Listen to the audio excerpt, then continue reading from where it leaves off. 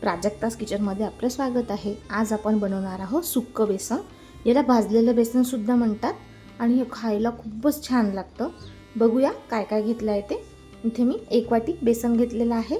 1 कांदा असा मी उभा आणि पातळ असा कट करून घेतलेला आहे।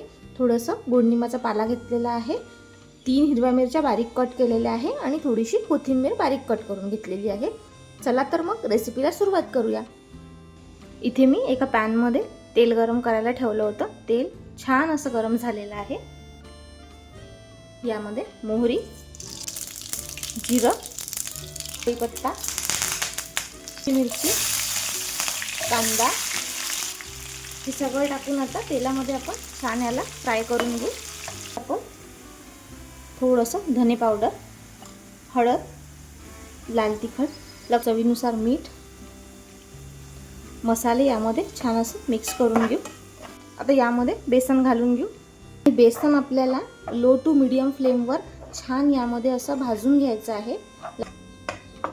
मी इथे बेसन छान असं भाजून घेतलेलं आहे।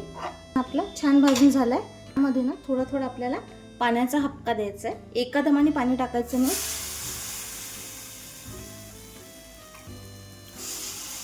असं थोडं पाणी टाकून याला आधी मिक्स करत राहायचं। गरज वाटली तर मग आपण आणखी पाणी सोडू। मी थोडं पाणी घालून असं याला मिक्स करून घेतलेलं आहे।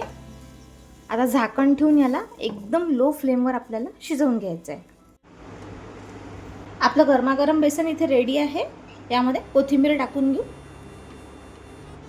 हे छान असं मिक्स करून घेऊ आणि गरमागरम आपण सर्व करून घेऊ। बघा इथे मी छान अशी बिना तेलाची जाडसर अशी पोळी केलेली आहे। तुम्ही हे भाकरी सोबत सुद्धा खाऊ शकता। यावर असं गरमागरम बेसन सर्व करून घेऊ। यावर मस्त तेल घालून घेऊ।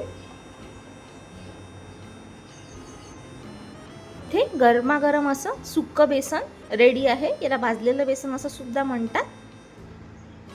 एकदा तुम्ही अशा प्रकारे नक्की करून बघा, खूप छान लागतं खायला। व्हिडिओ आवडला असेल तर व्हिडिओला लाईक करा आणि चॅनलला सबस्क्राईब करा। भेटूया पुन्हा नव्या रेसिपीमध्ये। धन्यवाद।